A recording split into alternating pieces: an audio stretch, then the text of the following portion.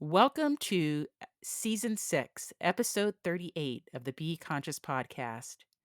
Today, I'm again joined by Dr. Ricci-Jane Adams for an encore broadcast.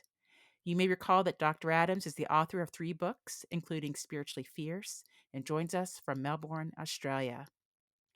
In Season 6 of the Be Conscious podcast, we continue discussing several human constructs. And today I am so curious to have Dr. Adams tell us about her experience unpacking the very sensitive race construct. Here we go.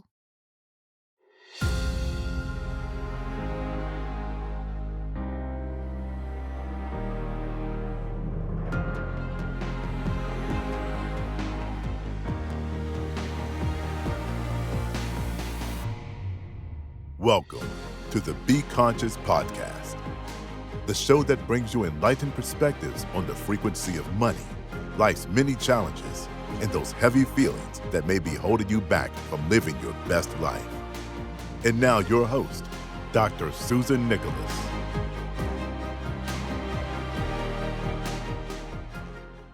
Dr. Ricci-Jane Adams is the principal of the Institute for Intuitive Intelligence, a world-class global professional intuition and consciousness training school. Ricci-Jane is a 3-time author of the best-selling Spiritually Fierce. Her second title, Intuitive Intelligence Training, and the newly released Super Conscious Intuition. Ricci-Jane has a doctorate from the University of Melbourne in magical realism, and she has spent over 25 years devoted to her spiritual awakening and is a qualified transpersonal counselor. Ricci-Jane, welcome back to the Be Conscious podcast. Thank you, thank you, thank you. I am so grateful to get to spend more time with you. Ricci-Jane, it is an absolute pleasure to hear from you again. And as we're discussing the human constructs that I believe are ripe for transformation and transcendence in this common era of the Earth's existence or humanity's existence on Earth, I'm so interested in something that you mentioned on our prior broadcasts about your unpacking of the race construct or the white supremacy race construct, this program that, as you say, we were all infected with when we were born onto the planet. Yeah. Can you tell us a little bit about your maybe your first awareness of this unconscious program and how you, I would say, began to Yeah. get to the root of your experience with this construct in this program?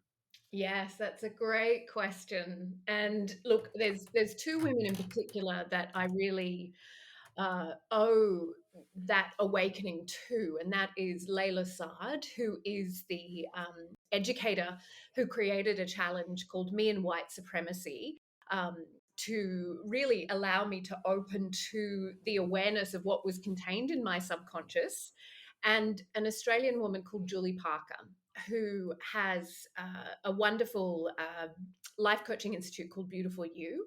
And she was the one who started doing the work with Layla and brought it to my attention. So this was back in, I think, 2019.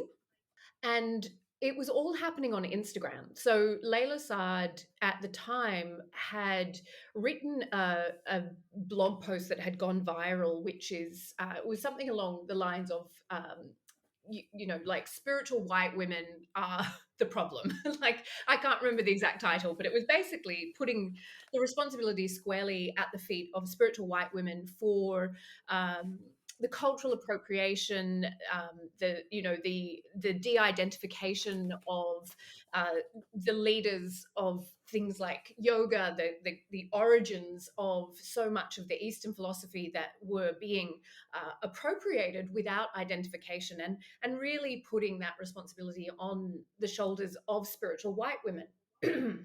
It's a brilliant article, and she articulated a lot of her pain as a Black woman experiencing her spiritual awakening through the lens of a white woman's process, and then realizing that she was actually, there was no place inside of that for her, that to take these white women as her teachers was actually a form of harm to herself at many, many levels. And she now has a podcast called the Good Ancestors podcast, and she really changed the way that she was understanding her own spirituality at that time. But what she offered so generously and publicly was this challenge where each day you would show up to mine your subconscious and your conscious. It's not just a matter of what is our subconscious bias. Very often these biases are sitting right there in our consciousness, but because the world affirms them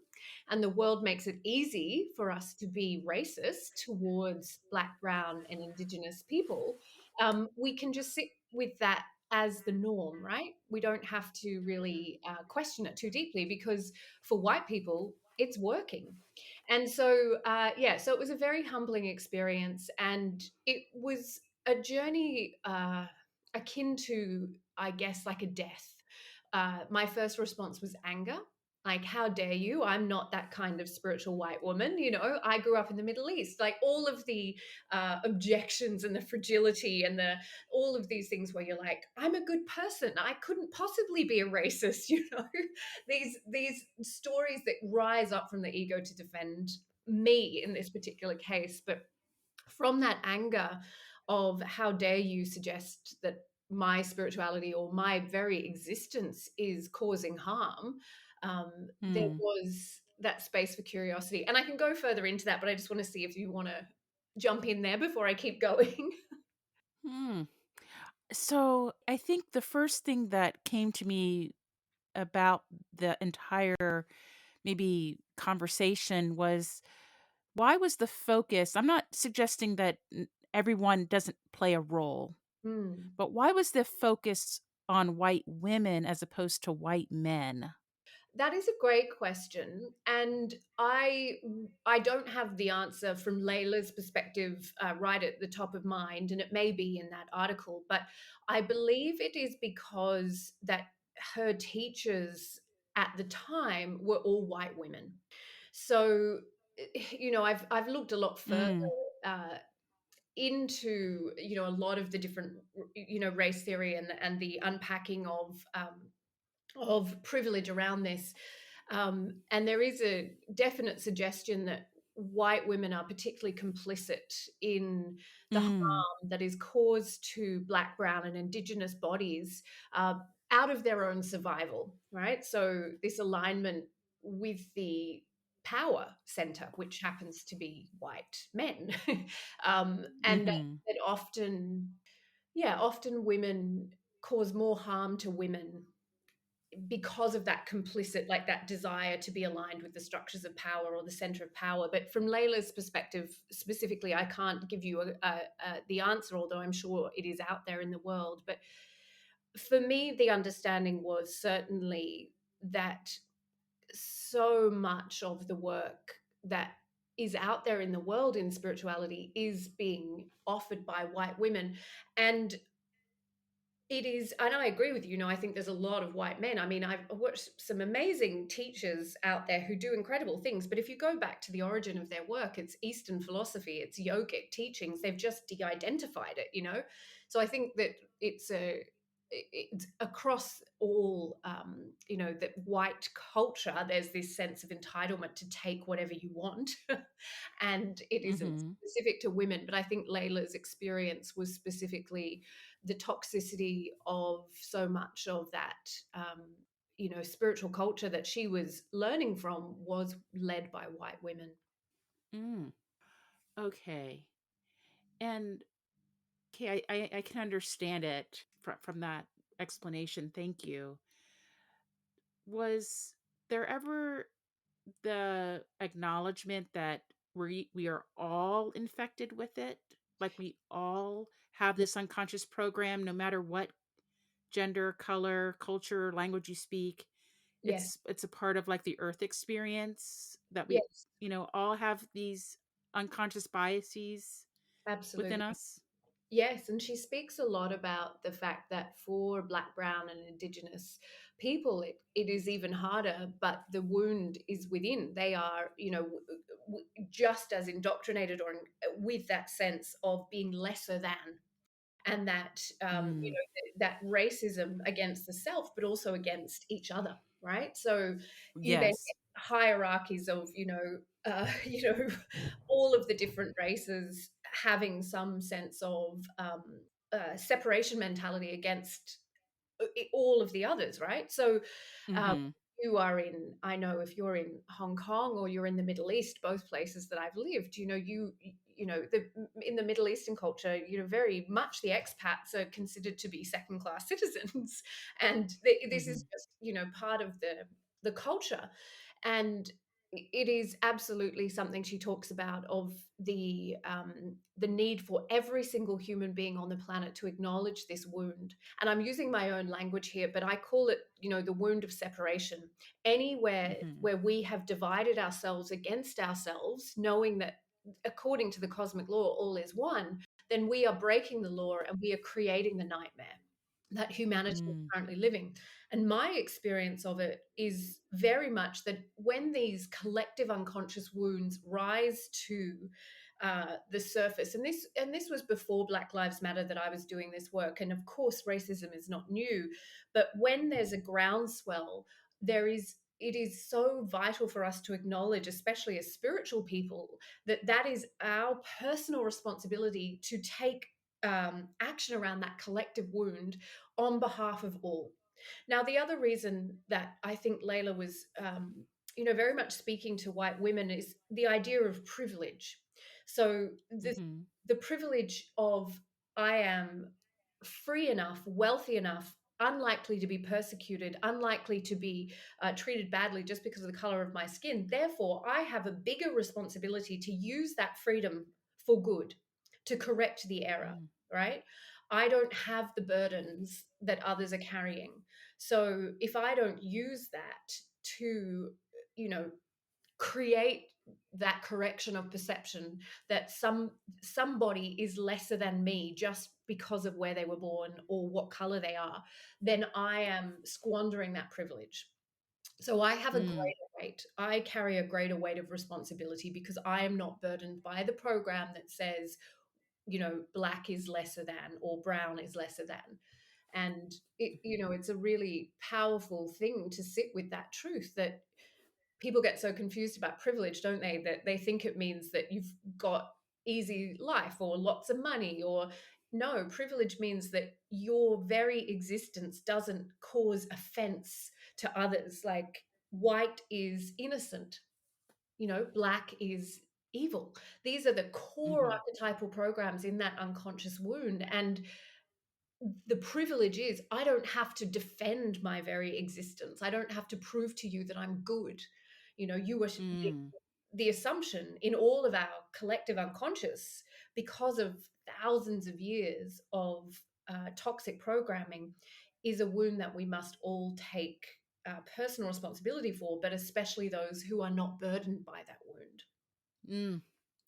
Okay. As you were speaking, I couldn't help but to think about when I've seen throughout history white subjugating white or oppressing white. Like I think of like the Irish, Yes. or if you consider the Jews white, I'm not sure, Yeah. but where you've seen a lot of like this infighting. Yes. I think about the Indian caste system. Yeah. Uh, on Yeah. this in the same vein, Asians, Japanese hating Chinese, or I'm not suggesting that this insensitivity is okay, but if I have experienced, if you mistaken an Asian group for another, they become very offended. Yeah. Like I'm not Vietnamese. I'm not this.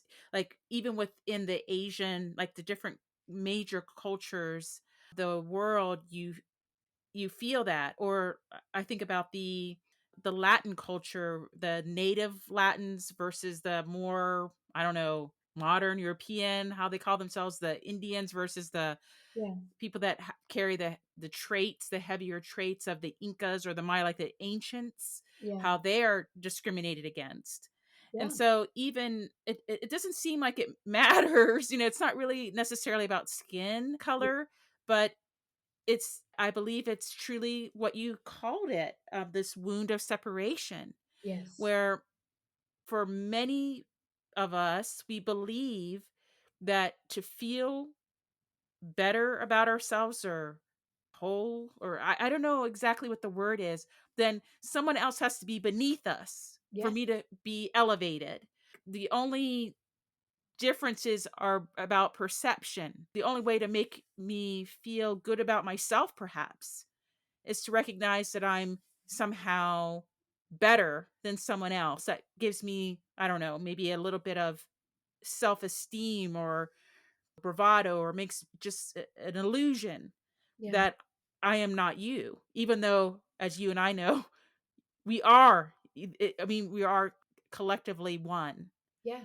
It is, you're right. That toxicity is, it's people doing it to their own people. If you're a Muslim living in India or in China, you're in a terrible situation right now where, and this is Indians on Indians, Chinese on Chinese. This doesn't even have to Hmm. be a different race. There, Right. that wound of creating division is the nightmare of the ego. And Mm. the ego is the part of us that's forgotten as God, right? In my language. And so we are playing out that forgetting. We're playing out that forgetting. And as you say, it all comes down to power. The ego seeks to attain power. And when I can perceive of myself as being of a higher order than someone else, which is the same reason we hoard money rather than ensure that all humanity has its needs met. We want to have power over something else in order to protect our ego and to feel a sense of control and authority in this illusion or dream of life. And the process of awakening consciousness is to awaken to the truth of oneness. So how could I let any child go hungry or be harmed or enslaved if I am truly awake to the truth of oneness, right? How could I possibly want to have money in the bank or a house for my child or, security for myself if any one of my brothers and sisters in God is left hurting, hungry, alone? Yes. And we do that. We're like, well, I will love you because I gave birth to you, or I chose you and I put a ring on it, or you gave birth to me, and everyone else is on their own, right? And for some of us, Hmm. we might extend our circle of safety a little wider. We might do charity work. We might make a donation of some of our income. We might be part of a religious community. We might include that within our circle of safety, right? So if someone in my community needs me, of course I'll make sure I can support them, but there's still a limit. I'm going to have a limit around how many people I include in my circle of safety, which is a term from Simon Sinek, around this idea of everything is finite. And I think this is what informs this separation mentality. There's not enough. Everything is finite and limited. Therefore, I'm going to protect my own.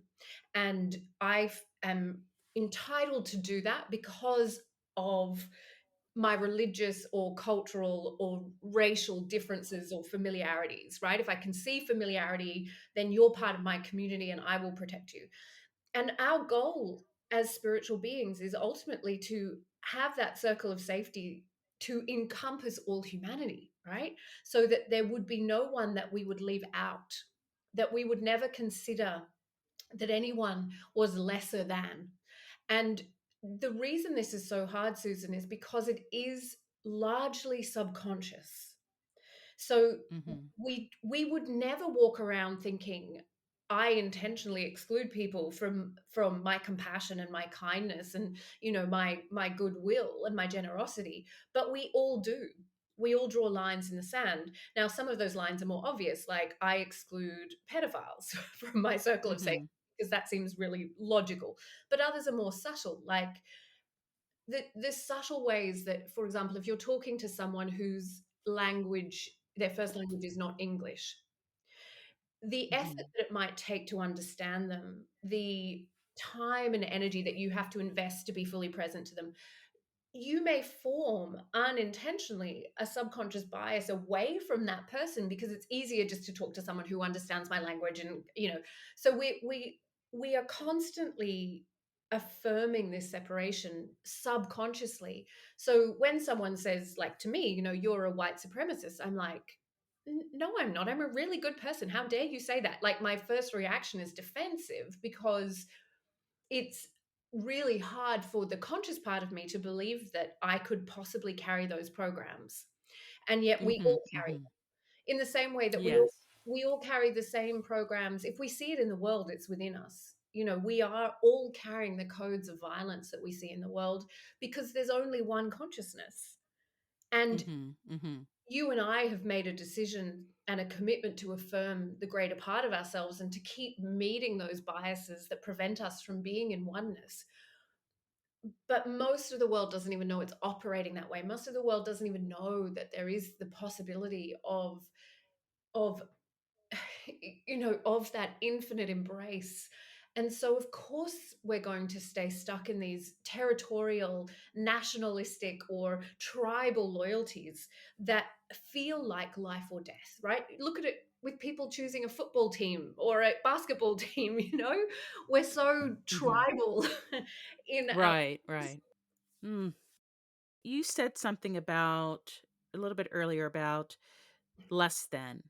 And this is a conversation I actually had with an earlier guest today because being in the United States, um, I'm considered of mixed race in the United States, and the African American and us that are all considered African American, no matter what other mixes or Mm, what other cultures we embody, we're about 12% of the U.S. population, yeah, so we're considered a minority group. And so being born into a minority group and into a minority family, I used to I mean, I have felt the ire. I have felt discrimination, as has everyone in my family and throughout the probably existence of us. yeah, And so it's obviously something that we carry within our perhaps a wound that has not healed in our energetic essence and our beingness. And I think what happens is you s- you can start to believe it, right? You can start to believe that it's true that you're somehow less than, yeah, or because you're even called that, like you're labeled a minority, which is in its definition is less. And yeah, then you're provided with less resources, less opportunities, less kind of community connections. You have health disparities. Everything is less. We're often in depraved or impoverished communities, which looks less than what other people have. And so you can embody those circumstances as yourself, right? I think this is part of the whole generational poverty wound, yeah, that we can look at a circumstance outside of ourselves and embody that circumstance as our own. So if everything around me is less than, if all the labels, if all the rhetoric tells me I'm less than, then so it is, then I am less than.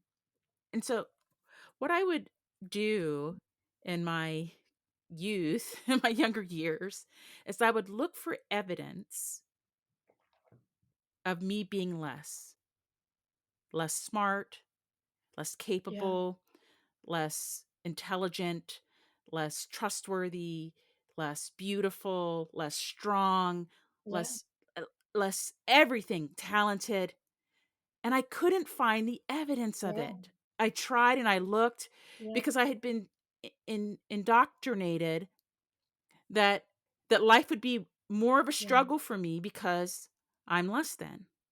And then on top of just being born in a minority group, it's like I'm also born in the feminine.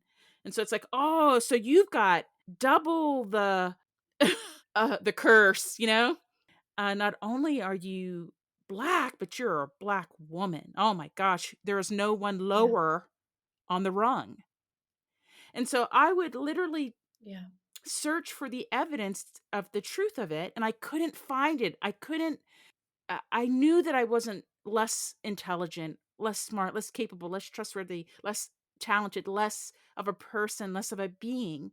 And so I outright rejected the race construct. I was like, this is absurd. But what I recognized is that other people weren't so easy to let it Yeah. go. That they were like, no, I'm broke, I'm poor, Yeah. I'm black, I'm this, I'm that, and all the, the derivations of it. And I just said, I don't Mm. think it exists. I think this mindset, this program Yeah. exists, but I don't believe it's Yes. true. I believe it exists, but I personally do not believe that it's true.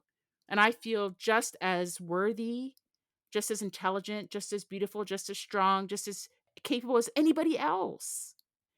But I know that other people outside of me would perceive Yeah. my situation as being challenged Yeah. just because of the embodiment that I carry. And so I find, it quite because of this introspective questioning and this evidence seeking that I've done throughout my life, I Yeah. don't often participate in conversations about race because I believe it is absurd and that it is elementary and that it is untrue. Not that people haven't done vicious, violent, disgusting acts in the name of this falsehood. I'm not saying that those things have not happened. I just don't believe the program is true. I believe Yeah. that we are all divine in nature, that we are all embodiments of the same source energy of all creation, that we are all connected. Earth School, this cosmic kindergarten, as I like to call it, is a formidable place to mature the eternal soul. And we've all earned our place here to do Yeah. our soul work. All of us.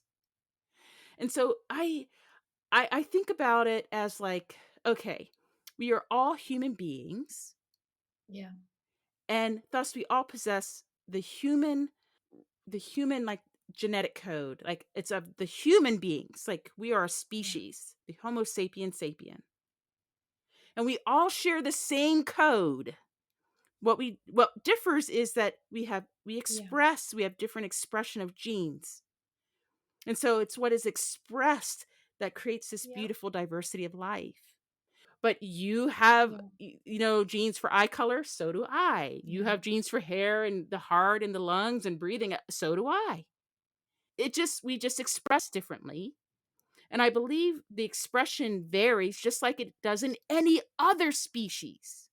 It's because where our ancestors had to live and survive on this formidable planet. We needed different Yeah. traits to survive, period. And so that's to me all that this is. It's like we are all the same. Like, I mean, as a Yes. surgeon, I remember having these epiphanies because when, as the, I would call this, I'm just going to say the surgeon as the observer. So the person that is opening the body and looking inside of it. Have that perspective, you recognize very quickly that we are Yeah. all the same. We are all the same. And I said, and what's interesting is in that context, the reason I use surgery as a context is not just because I've had that experience personally, but the Yeah. person is completely in that sterile condition. They're all like covered. So there's all this blue draping, this sterile drapes. So all that you see is the inside. And when it comes, you have no.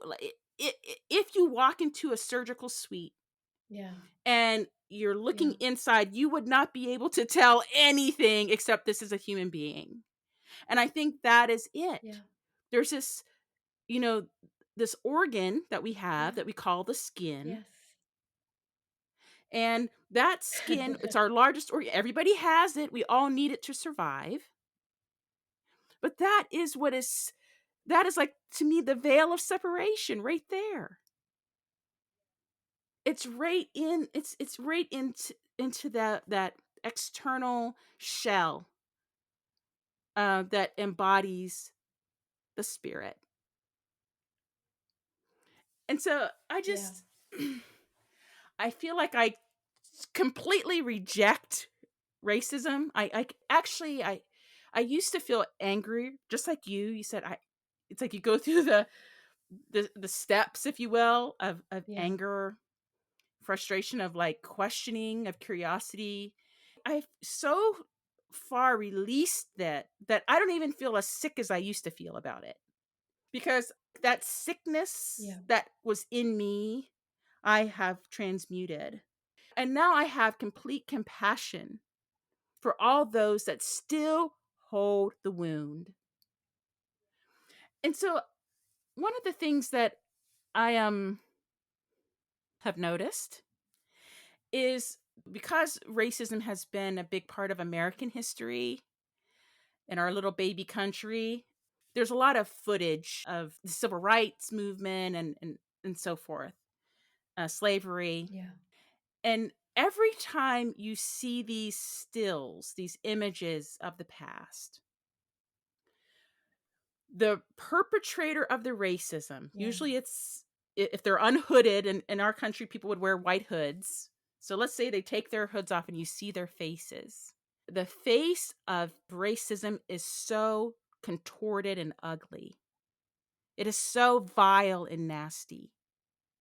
And I think, well, if you are so supreme and then you know it, then why do you have so much hate?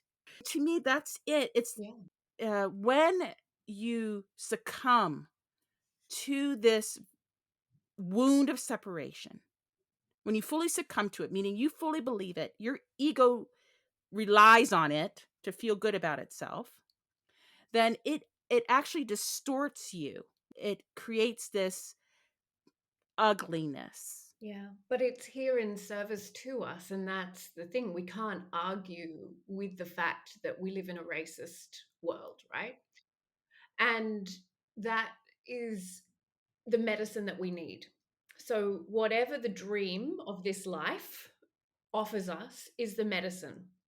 And the challenge for someone like you, my darling, is that you have been raised within a context of living in that um, experience of being, cast as lesser than, whether World. or not you took up the offer of that wound or not.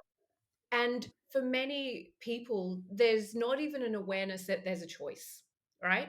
So your level of consciousness is what allows you to ask questions and say, based on the data that I've gathered, I can see this is a false premise, that racism is a false premise.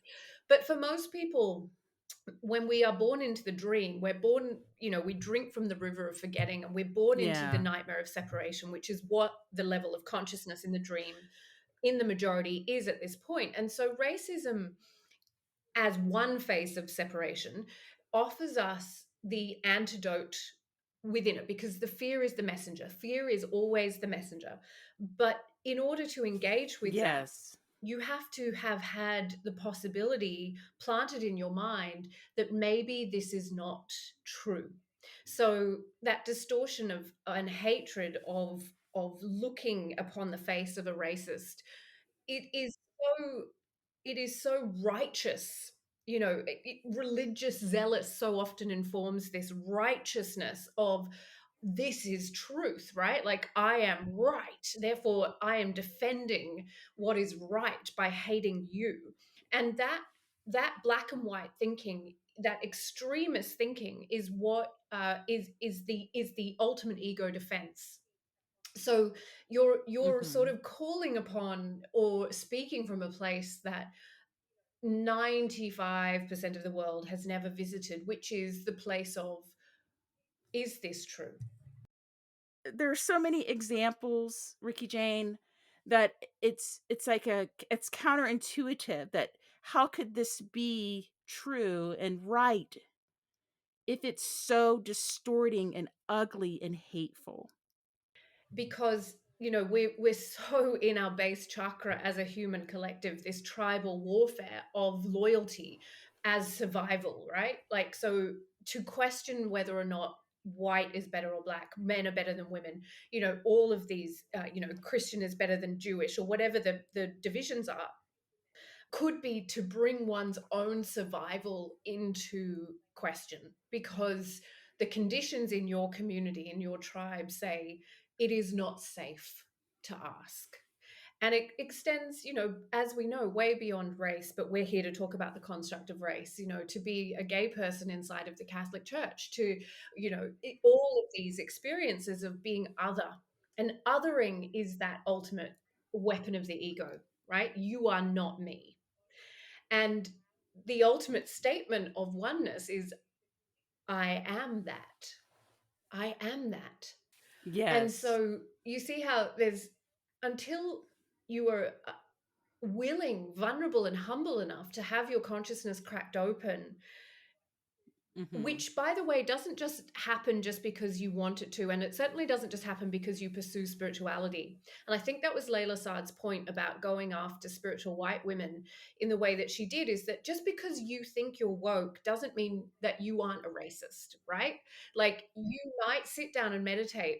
You might go and, on retreat to Bali, you might buy all the crystals, but you are still holding a program of white supremacy within you. And until you meet that, you're not doing the real work. And I think that's the point of all of this, is that Mhm. meeting these social, cultural, social justice issues in the world is the most profound spiritual work that there is. And so often we use our Mhm. spirituality to bypass what is happening in the world because it's too uncomfortable. I don't want to deal with that. I don't want to sit with the discomfort of that.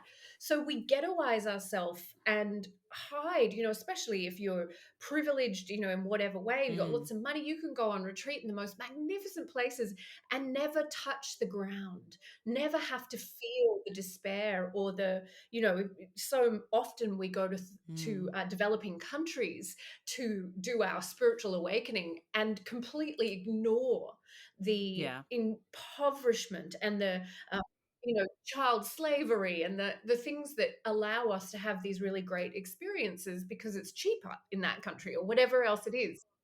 There's so many layers to how we can use our spirituality to Mhm. keep us in a blindfold. I don't want to see, smell, touch, taste the ugly things in the world. I'm just going to sit in my bubble of white light with all my crystals and be like fully, in love with life. And actually, this festering Mhm. wound Mhm. of separation is sitting in your subconscious. And I think Layla's call to action was, face the world. Mhm. Let the Mhm. world be the medicine for our healing. Stop pretending these things are not happening, because pretending they're not happening is what is causing the harm. When good people do nothing, right? We know this. When good people do nothing because we want to have our heads up our ass because it's too uncomfortable. And Mhm. spirituality is Mhm. a place where a lot of people go to hide.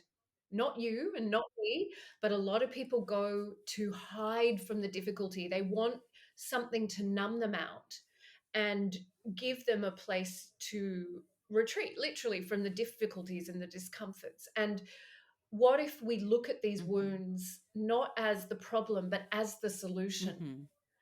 Mhm. We're in a nightmare of separation, right? How can I see that playing out in my own consciousness, in my own life, in my Mm. own body right now? And what can I do to be the antidote to that? And instead of yelling at the world or blaming other people, where can I heal that wound of separation within me?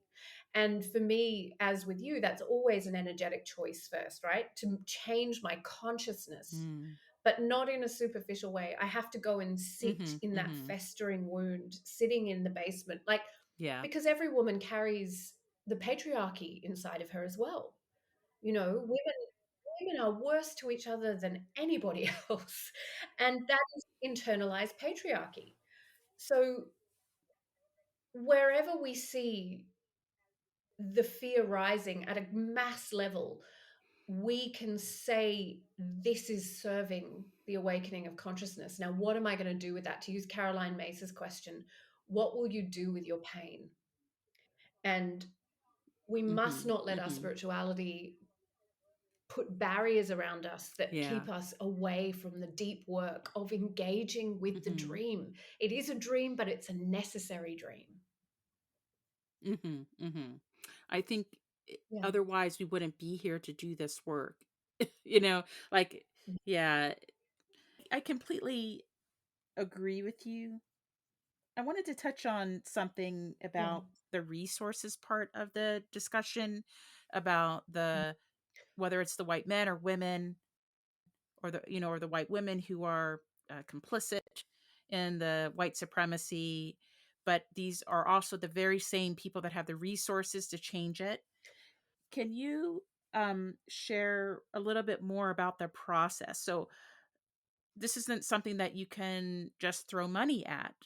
I mean, so when it comes to resources, what does that really mean? As far as healing the wound. Yeah, I actually think throwing money at it is not a bad idea. And I think Mhm. there's very intentional ways that we can do that. So this idea of reparations is a really big Mhm. one. That actually investing in, Black, Brown, Indigenous teachers. So as a white woman, one of the first things I realized as I woke up to this white supremacy is that I had no teachers or influences in my life in a first-hand way who were Black, Brown, or Indigenous. So I might Mhm. lean on a lot of yogic philosophy, but my immediate teacher is white, Mhm. right? So the the choice to look for and seek out and elevate melanated voices. I think that was one of the kind of catchphrases that was used. Elevate Black, Brown, Indigenous teachers by seeking them out. If you've got money to spend on a coach or on a teacher or on a healer, don't just be whitewashed about it just because your Instagram feed is full of white people because you only follow white Mm. people. So one of the things that I did as part of that challenge was, and following the lead of people like Julie Parker, is intentionally making sure that I looked for teachers who didn't look like me and then spent money with them, right? So I invested in an anti-racism consultant to come and audit my business and to show me my blind spots. I invested in, having an anti-racism teacher come in and work with my students. So, really spending money on people who were experts Mhm. in this Mhm. space who could come and give me the information that I didn't Mm. have, Mm. not just incidentally for free through the internet, but actually paying them. So when I go to Bali, Mhm. I work with a local priestess and I pay money to her and her team to guide us spiritually because I don't want to just go to Bali and say, oh, it feels really nice here because everything's so spiritual. There's a reason it feels so good. It's because there are people there who are working on what they call Bali spirit. So my job is not to just go there, run my retreat and go home. My job is to invest in the people who are doing the work on the ground and bring Mhm. them in as the experts into that retreat experience. So absolutely, my coach is a mixed race woman. I make intentional choices now to choose the right people, but to understand that if I stayed in my Mhm. blind spots, it would be so easy to assume everybody doing the work is white or looks like me, right? Because that is also part of the subconscious bias is that we unintentionally seek out those people Mhm. who Mhm. look like or show us, ourselves, right? So I actually do think that yes, throwing money at it is a very good plan. And then you can also make, there's a lot of Patreons you can join and you can invest in great teachers who are doing this work online for free. Mhm. And you Mhm. can buy their Mhm. books and you Right. can, you know, go forward then.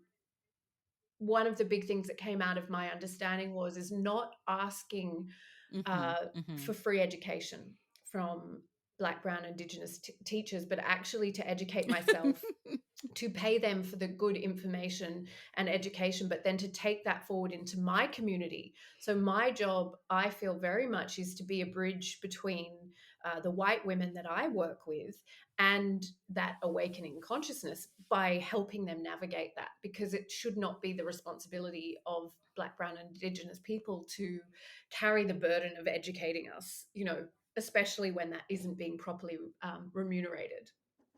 Mm. Mm. Can I ask you? a question about your trajectory. You said you started out angry, Yeah, almost yeah, like in denial. yeah. Um, I what were the steps in the, I guess, the program? I don't know if that's what you would call it. This white supremacist. I don't know if you called it a Yeah. program. Um, what were the steps, and how did your spirit evolve? Like, are you still angry? No, no, no. I mean, the anger was defensiveness. It was Mm-hmm. like, I'm a good person. Like, how very dare you? I'm a good spiritual person. You must be talking about other white women because I'm a really good person, like, and then it was really doing that challenge, which was done at the time. It's now a book called Me and White Supremacy, but at the time it was on Layla's Instagram feed, and you would have to go every day and respond to the prompts publicly. So you would post this on Instagram so other people could see it. Mm-hmm. And that's very humbling, right? And I quickly moved from that defensiveness because, of course, I could had enough spiritual awareness to know that that was my ego and that there was something deeper than that that I needed to investigate, to that space of, and I write about this. I actually, at the time Spiritually Fierce was published, I actually pulled it from publication, as a result of doing this work, realizing there was this huge thing that I had left unsaid. And and it was my blind spot around, like, if I'm talking about sacred leadership and I'm not addressing this particular wound, then I have missed something. So I wrote a new chapter for it, and I speak about that. This was the most heart opening, the deepest, most profound spiritual experience. And I didn't expect that. Like, I knew I needed and wanted to correct the error of my perception at the deepest layers of my being, which were both, from this lifetime, and then familial, and then, like, my nana used to use the N word, for heaven's sake. Like, that's only like a generation ago. There was a lot of different levels of that, but my heart just got cracked wide open to that recognition that I am the perpetrator of racial violence. I am also the one who is harmed. I am Mm-hmm. that. The full sense of truth of that statement, which is not just I am all the good stuff, Mm-hmm. but I am all totality of experience. And therefore, I can take personal responsibility for all. And it was so deeply humbling. And that's the only word I can use to speak it. And I felt like I was blind and then I could see. And it was truly, truly life-giving. And Layla Saad speaks about this process as the rehumanization of the human heart, because to be in the world of separation, to live in the nightmare that we live in, requires a dehumanization, right? To survive it, we have to dehumanize ourselves. And Mm-hmm. this is a rehumanization. So we're waking up Mm. to, and it hurts. Oh my God, it hurts to live in the world with your heart wide open, but it is the only way. And so I pulled the book from sale. As I said, I invested in a number of experts to come in and do the work with me. I rewrote the book and republished it, and did a Mm. lot of public owning of this and a lot of education for the white women in my community. And Mm. my alpha personality type, I'm like, oh well, if there's racism, I want to solve it. It's like sitting in the discomfort of, yeah, no, this isn't Mhm. going to be fixed in one generation. And I cannot I can't make myself the white savior here, right? Like, I have to sit down, shut up, and listen to Black, Brown, Indigenous voices, and stop believing that my voice is the most important voice. That was a big part of it. Like, I'd held this dear, dear desire to be published, by a big publishing house. I self-publish and I'm happy to do that. But at the time I was very invested in that. And one of the things that happened at that time is Julie Parker, the woman I mentioned earlier, she had written a Mhm. book that had been accepted for publication by Hay House, which, Mhm. as you probably know, is one of the great world leading spiritual publishing houses. in her own unpacking of all of this, she realized that they actually are a very racist organization and also quite misogynistic. Like there's a lot of men, white men at the top of their. So she turned down their publishing Mhm. contract, even though she knew that would um, change her life. And it was a process of deep surrender, a lot of grief. I've interviewed her about it actually on my podcast, because to me that was the Mhm. absolute embodiment of her values. She was willing to have less and be less in order to honor the need to correct this error. And Mhm. Mhm. I really, really honored the example that she set for me. And now it's like, sure, I love writing and publishing my own books, but I Mhm. don't need to be elevated. The correction of the error now means that the voices that have been marginalized, have been lost, have been murdered, have been tortured, they are the ones that deserve to be elevated now. And if I can get over my ego desire to be, seen and witnessed and whatever, and just go, if I want to do it, I'll pay for it myself. But let's make space for those voices, because that is the healing of the whole consciousness, to step out of my ego's need in order to correct the error. So I know that's a big answer, and I'm not sure that I answered your question. Yeah, yes, you did in a lot of ways. I I've often wondered, and this is a very high, maybe philosophical, spiritual question, but I often wondered, almost because everyone carries this wound and these unconscious programs, we all come into the Mm. earth as and where it is.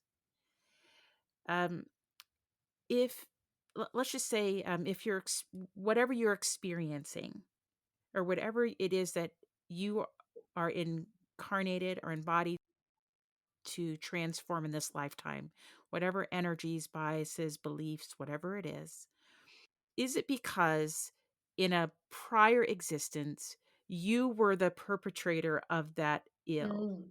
Mm. So if now I'm experiencing racism, was I once a racist? Like, was I once the person that was oppressing another for whatever the reason? And now I'm feeling the other Yeah, side of it. absolutely. I mean, everything that ever was and ever will be, you have been, right? And this is humility again. Like, it's not karmic reward points. It's not like you did bad in that lifetime, therefore you get to have good in this lifetime. It's like, which is a lot of people's idea of karma, and it's not the actual truth of it. It's whatever the soul needs to awaken, the perfect conditions will be Mhm. provided, right? And we Mhm. think, because of our egoic idea of spiritual success, that lots of money, lots of power, lots of book contracts, lots of clients, that means I'm God's favorite and I'm in good favor. Actually, the Mhm. lifetime in which you suffer the most might actually be evidence of your spiritual mastery, and you are on an accelerated learning path, right? So when I look at your life, and I mentioned this in our last interview, I'm like, do you think Mhm. because of how extraordinary Mhm. you are, you've been able to break free of so many familial bonds? And you know you are you exist outside of Mhm. time and space, to me, in some ways, my darling, because you've been able to make choices and enact those choices in a way that others haven't, not because they're bad or wrong, but because whatever programs that are running are still too dominant for them to be able to. Mhm. Mhm. So I think it's multifactorial. Like, I don't think it's an immediate cause and effect kind of thing. But I do totally agree that we are here to experience the full spectrum of what humanity offers Mhm. for the purposes of awakening. And there's always a choice. Will I use this to awaken, or will I use this to further the nightmare of the dream? And Mm. clearly, at this point in your evolution, you are like, Mhm. whatever is Mhm. thrown at me, I will use it to awaken, right? Exactly. And Yes, you I've told you this is my last life. Yes. I love it. You've decided. Done. Yeah, I would say to many who could understand this, I would said, "Oh, Me in this Yeah. universe, or as you call it, it's bigger than the universe. Whatever you name you have for it. I said we have gone head to head, and I said I am done here. So you bring it, and I'll Yeah. transform it. I was like, I'm not holding anything. I'm not holding anything. I'll let it go. I won't even hold on to this physical life. I'm free of it. I always say I do not fear my death. I am ready to transcend. Yeah. And so, yeah, I get it. And um, just like you on this publishing journey and creating a company, it's a constant battle of the Yeah. ego. Um, and I think I've made peace with it, and I'll tell you how I've done this. I think this might be helpful. I recognize that the mind and all of its tentacles, including the egoic mind, is in service to the body. Like it has a it too is allowed. It too exists. It too is a part of us. And instead of demonizing it and trying to ignore it and Yeah. quiet it and I guess Yeah. I don't want to say get rid of it. Um, I I listen to it. I hear it, and so when I hear the programs, when I see the patterns and cycles, when I hear that toxic inner voice, I acknowledge it. I say, thank you. It's like a reminder. Now I see that as a reminder of something that I am to transform. And I hear myself, Yeah. quieting that. So it's a dull hum. It's not something that is it's kind of like the backseat driver. Like just imagine having your child telling you which way to turn and what to go, and you're like, "Hey, you're in the back seat, right? I'm in the driver's seat." And it's like that. I just remind it that that doesn't rule me. So I will feel it. I feel Yeah. it come out. All of that, all of those biases. And for me, it's not the race. Like well, that would be me, I guess, being racist of my own self, which Yeah. I don't believe that I am. But it's the idea of like my triggers. I still have some obesity. Yeah. When I see people that aren't taking care of themselves, smoking drugs, alcohol, whatever their vice, I feel it. I feel Yeah. the bias. I feel the judgment. I feel the I'm better than that start to Yeah. come up. I feel it. And as soon as I begin to feel it, I like nip it right there. I'm like, stop. Because I've said this and I'll say it again. The only buttons that can be pushed are the ones that are already within me. And so I say, what is it about me that triggers me? And then I begin to do the work again and again and again. And I said, but the good news is that the more that you do this introspection, this process of introspection, this the work of ascension, the easier that it is. You have more tools, and each vibrational Yeah. upward shift, I believe, is incremental. It may be a small awareness or a small thing that you do or say or think that's just different now. Like you said, now I invest in XYZ that has been a bias for me. I'm intentional. That is a shift in awareness. That's a shift in consciousness. And everything is cumulative, it's additive. And so the next challenge of the soul, the next bias, the next thing that raises up in from your own soul, from your own lineage, from your own thread of the source of all, then you have more tools to recognize it, bring it into awareness. And only from that place can it be changed. Only you can change it. But you must be aware that you carry it within you in the first place. Absolutely. That's it, isn't it? That's what the awakening journey is. It's waking up to what is. And when you're asleep to what is, you can't change it. Exactly. Or So you feel powerless to change it. Yes. yeah, yeah, that Or is a way. And that's why awakening can be so uncomfortable because oh my goodness, to acknowledge what is often just, yeah, ripping off a band-aid, it's right, okay, I have to look this straight in the eye. And I love what you're saying because it's that idea that the language I use is fear is a friendly ally. Where there is fear, there is good information about where I've forgotten I am God. And that's my hmm. yeah. Well, when I speak about these incremental shifts, these conversations that we're having, the acts that we do, this they can be very small in the whole context of the world of existence. They perceptively they can be small. Everything that we do to bring up another being Mm, in our wake, all of it matters.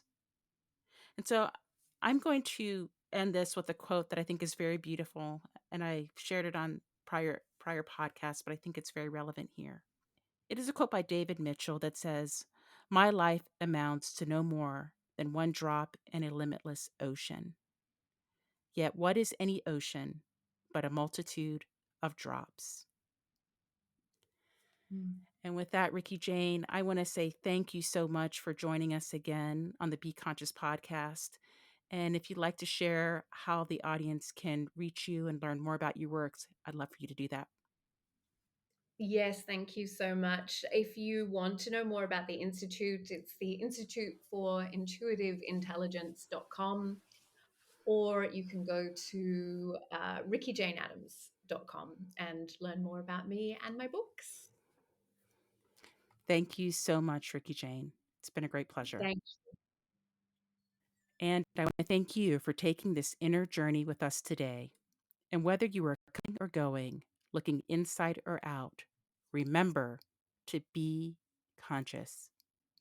If you loved this episode and if today's message resonated with you, please subscribe, rate, and review the Be Conscious podcast. I want to know what inspired you and what conscious topics you would like to hear more about. And if you want, you can share those thoughts and questions with me at info@susannicholas.org.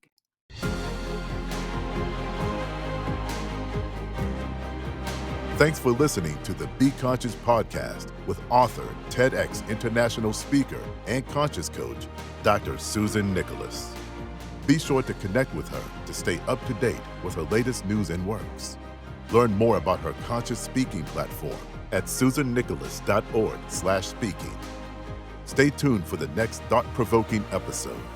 And whether you are coming or going, looking inside or out, remember to be conscious.